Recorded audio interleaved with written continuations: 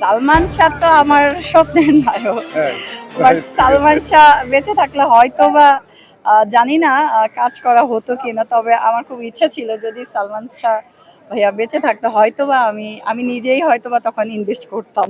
না আপনি একটু আগে দর্শকের উদ্দেশ্যে একটা কথা বলবো, শুভ নববর্ষ উপলক্ষে একটা দিন পালন করা চলবে না, প্রত্যেকটা দিন শুভ নববর্ষের মতো নিজের মনকে ফুরফুরা করে চলতে হবে, এতটুকুই আমার চাওয়া সবার কাছে, এবং আমিও এটাই মানি, এটা আপনারাও মানবেন। আমার শুরুটা হয়েছিল, আমি ছোট থেকেই নাচ, অভিনয়, ফাইট, এগুলো আমি সবটাই কমপ্লিট করেছি। আমি অনেক ছোট থেকে আমার স্বপ্ন ছিল নায়িকা হওয়া। দেন স্বপ্ন দেখতে দেখতে বলে না যে স্বপ্নের মানে মধ্যে ঢুকে যাওয়া। মধ্যে ঢুকে যাওয়া, দেন আমিও মধ্যে ঢুকে চলে আসছি আমাদের ফিল্ম ইন্ডাস্ট্রিতে। আলহামদুলিল্লাহ আমি বেশ কিছু কাজ করেছি।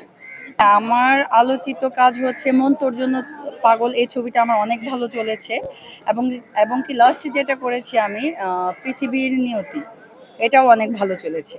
আমি হিরোইন ছিলাম, মেইন হিরোইন। আমি আসলে রোমান্টিক নায়িকা, রোমান্টিক ছবিগুলাই আমি বেশি করি, বাট এখন রিসেন্টলি আমি 2টা মুভি নিয়েছি অ্যাকশন, বাট সেখানেও আমি রোমান্টিক নায়িকাই আছি। না, নায়কগুলোর নাম এখন প্রকাশ করা যাবে না, আপনারা সময় সাপেক্ষে শুনতে পারবেন। আমার স্বপ্নের নায়ক সবাই, না স্পেশাল ভাবে নাই, আমি আমি সবার সাথেই কাজ করতে আমি খুব পছন্দ করি, সেটা নতুন হোক পুরানা হোক। তারপরেও এখন একটু যেহেতু আমার একটা ফোকাস আছে যে একটু ভালো কাজ করতে হবে, এই জন্য একটু মানে বেছে বেছে কাজগুলো আমি হাতে নিচ্ছি।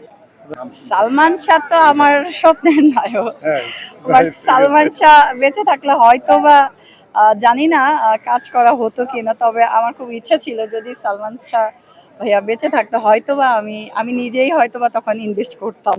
না, না, এখন বলার উদ্দেশ্য সালমান শাহ তো সালমান শাহ, তার উপরে কোনো হিরো বাংলাদেশ আর আসবে না। সাকিব খান কিরকম কিভাবে দেখেন? না, সেও অনেক ভালো, ভালো কাজ করছে, খুবই ভালো, খুবই ভালো।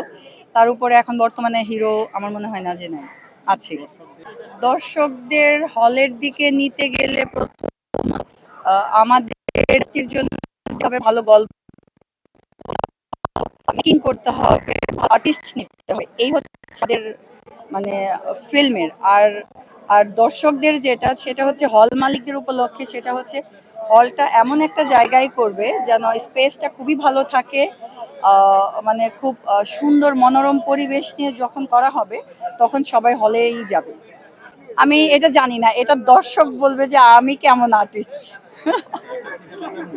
না, তারা তো, আমি যতটুকু জানি আমাদের বাংলাদেশের দর্শক মানেই হচ্ছে একটা দিনমজুর বা একটা রিক্সাওয়ালা বা কাউকে ছোট করে দেখছি না, বাট এরাই এই যে গার্মেন্টস শ্রমিক, এরা ঈদ হলে দেখা যায় কি এরাই বেশি হলে যায়, এরাই দর্শক। সিনে কমপ্লেক্সের যেগুলো সেটা হচ্ছে আমার মানে সামাজিক উচ্চবিলাসিতা বা উচ্চ ফ্যামিলির মানুষরা সিনে কমপ্লেক্সে যাচ্ছে, বাট তাদেরকেও আমাদের ফোকাসে রেখে হল রেডি করতে হবে, সিনে কমপ্লেক্স, এবং কি আমাদের যে নিম্ন বিত্তমানের যে দর্শকগুলো আছে তাদেরকেও মাথায় রেখে আমাদের হল রেডি করতে হবে। না, পোস্টার তো বিভিন্ন এলাকাতে তো অনেক পোস্টার দেওয়ালে দেওয়ালে গেলে দেখা যায়। মাদারল্যান্ড 24 মাতৃভূমি বিশ্ব সংবাদ 24 ঘন্টা।